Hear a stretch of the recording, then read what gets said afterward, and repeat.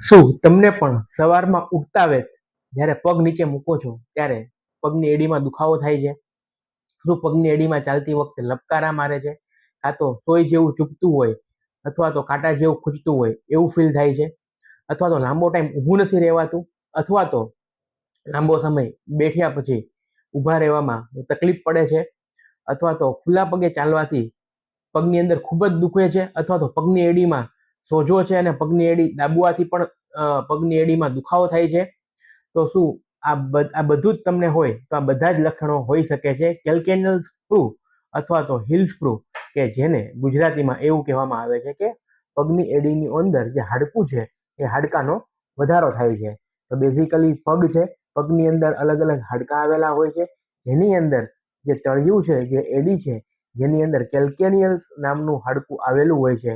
કોઈ કારણસર જ્યારે કેલ્શિયમ વધુ પડતું ડિપોઝિટ એ હાડકાની ફરતે જમા થાય અને એની અંદર સોજો આવે, જેના કારણે પગની એડીમાં આ તકલીફ થતી હોય છે. તો પગની એડીમાં દુખાવાનું ફક્ત કારણ આ જ એક નથી હોતું. જ્યારે પગની એડીમાં દુખતું હોય ત્યારે ડૉક્ટર પ્રોપર એનું નિદાન કરશે અને બીજા શું કારણો હોઈ શકે છે એ પણ તપાસ કરશે. તો પગની એડી જ ખાલી દુખતી હોય તો આમાંથી ઘણા બધા કારણો હોઈ શકે છે, પરંતુ અત્યારે આ હીલ સ્ક્રૂ ઘણા બધાની અંદર જોવા મળે છે. અને એનું શું કારણ છે? તો સૌથી મોટું કારણ છે પ્લાન્ટાર ફેસિયાઇટિસ, એટલે કે જે પગની એડી છે એની અંદર ગાદી આવેલી હોય, એક ટિશ્યુ લિગામેન્ટ આવેલું હોય, કે જે આ કેલ્કેનિયસ હાડકાથી લઈને પગના જે અંગૂઠો છે, જે ટોસ છે, જે આંગળીઓ છે, ત્યાં સુધી એ બેન્ડ જે છે ટિશ્યુ એને જોડે છે. કોઈ કારણસર આની અંદર જો સોજો આવે છે તો આ એક સૌથી મોટું કારણ આનું હોઈ શકે છે. બીજું છે વજનનો વધારો, ઓબેસિટી. ત્રીજું છે કોઈ એથ્લેટ હોય, કોઈ સ્પોર્ટ એક્ટિવિટી સાથે જોડાયેલું હોય તો વધુ પડતું રનિંગ, જોગિંગ પણ આનું કારણ હોઈ શકે છે. કોઈકની જોબ એવી હોય કે લાંબુ ઊભું રહેવું પડે તો પણ આ એક એનું કારણ હોઈ શકે છે. અથવા પહેલેથી જ તમારી પગની જે એનાટોમી છે એ એવી હોય, એટલે કે ફ્લેટ ફૂટ હોય કાં તો હાઈ આર્ક હોય, તો પણ આની પાછળનું કારણ આ હોઈ શકે છે. અથવા તો અમુક ઉંમર પછી આફ્ટર 40 અથવા 50 પછી વિયર ટિયરના કારણે પણ આ વસ્તુ થઈ શકતી હોય છે. અને બીજું છે ઇમ્પ્રોપર ફિટિંગવાળા શૂઝ પહેરવા, અથવા તો હાઈ હીલ્સ લાંબો સમય સુધી પહેરવી, આ પણ આના માટે કારણ હોઈ શકે છે. ત્યારબાદ છે ડાયાબિટીસ, અથવા તો કોઈને વાની તકલીફ છે તો એવા દર્દીઓની આની તકલીફ વધી જતી હોય છે. તો શું નિદાન અમે કરાવતા હોય? તો આના માટે અમે એક્સરે કરાવતા હોઈએ છીએ. તો એક્સરેમાં કંઈક આવું દેખાતું હોય છે. અને મોટા ભાગે એ 4 ટાઈપના હીલ સ્ક્રૂ હોય છે. જો હાડકાનો વધારો છે, આગળની બાજુ છે, પાછળની બાજુ છે, મીડિયલ લેટરલ કયું છે, પરંતુ મુખ્યત્વે આ 2 પ્રકારે વધારે જોવા મળતા હોય છે. તો આની અંદર શું આપણે પરેજી રાખી શકીએ?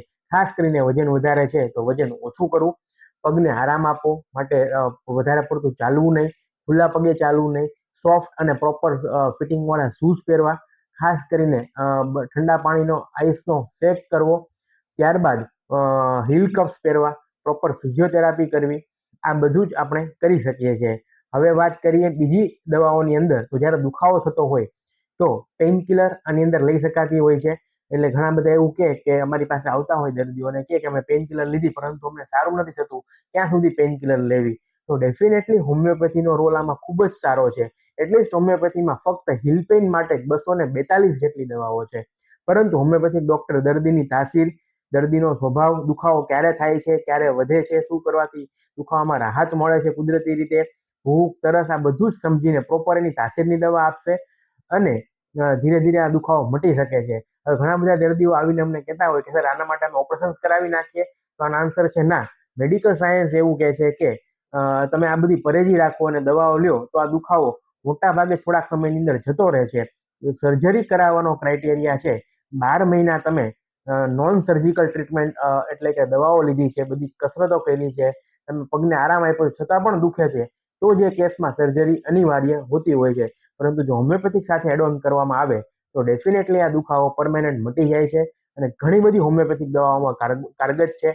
એ ડિટેલ્સમાં હું નહીં જાઉં, પણ કેટલીક કોમન હોમિયોપેથિક દવાઓ જેવી કે રસ્ટોક્સ, રૂટા, કેલ્કેરિયા કાબ, મેડોરાઇનમ, કેલ્કેરિયા ફ્લોર, અરેનિયા ડાયડેમિયા, રોડોડેન્ડ્રોન્સ, આવી ઘણી બધી દવાઓ હોમિયોપેથીની અંદર યુઝ થાય છે દર્દીની તાસીર પ્રમાણે, અને દુખાવામાં ખૂબ જ આરામદાયક આપે છે, અને આ સોજો પણ ઓછો કરે છે. અને ધીમે ધીમે જે આ કેલ્કેનિયલ સ્ક્રૂ છે એ પણ ઓછું થઈ જતું હોય છે.